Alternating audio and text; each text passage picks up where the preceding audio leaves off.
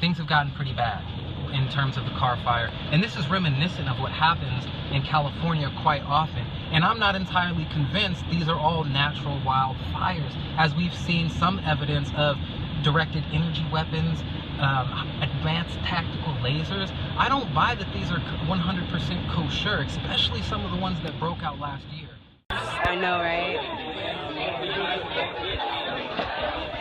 On the plates. Come here, cheese plate.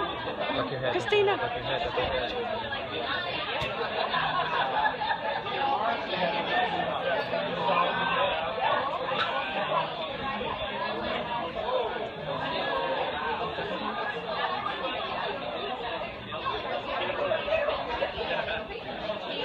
I can only take like freaking minute videos, and even those things.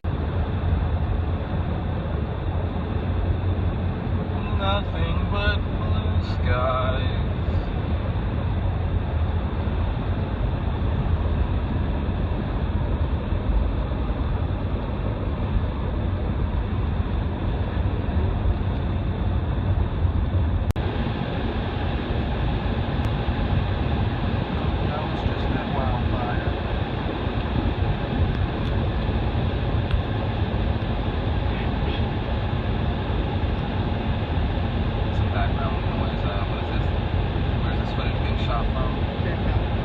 This footage is being shot from Fairfield on I-80 heading down towards the Bay Area.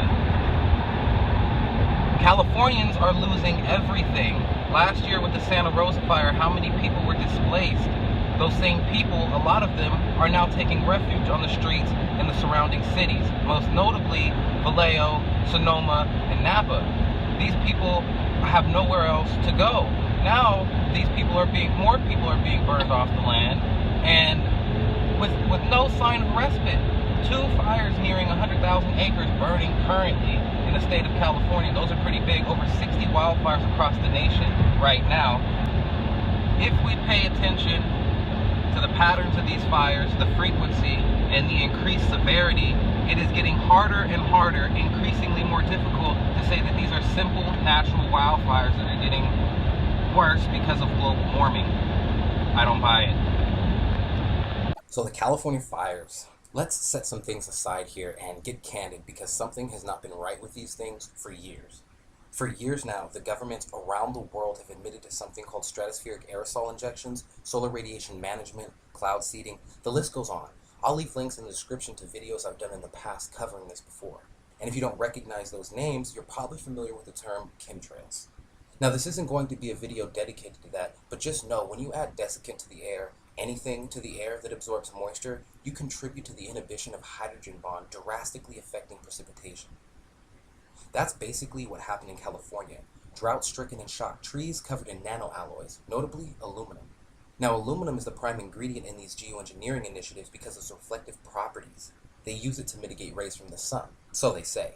Turns out aluminum is an incendiary ingredient of thermite and a host of others, which means it can cause fires to burn more rapidly and ignite more readily.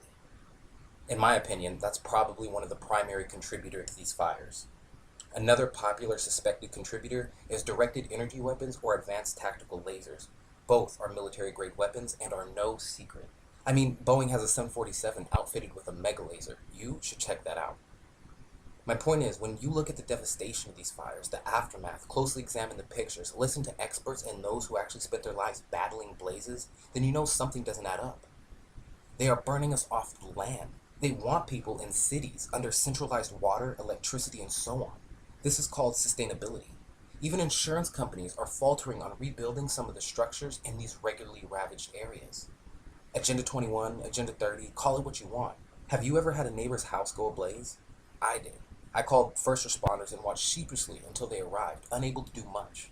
What I didn't do was have to evacuate my neighborhood in such a haste I could barely get clothes on. And guess what? When the fire was through with its destruction, you could at least tell what kind of structure was standing there before. In these California fires, these buildings and homes are burnt to their foundations with hardly a chimney or a toilet remaining. Now tell me these supposed wildfires with now regular destruction patterns are natural. It's absolutely incredible.